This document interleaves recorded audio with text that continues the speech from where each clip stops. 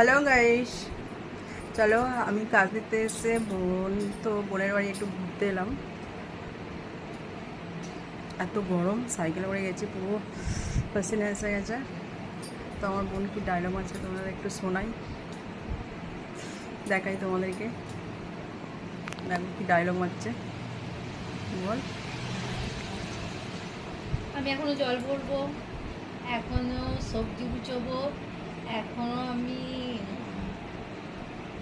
Gas মুছবো, রান্না হয়ে গেছে আমার, সব কিছু এখন অনেক কাজ বাকি আছে। কি করবো আমি জানি না।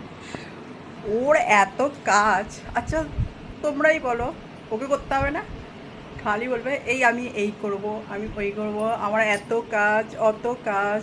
আচ্ছা বন্ধুরা তোমরাই বলো, যে যার কাজ তারই তো করতে হবে, তাই না?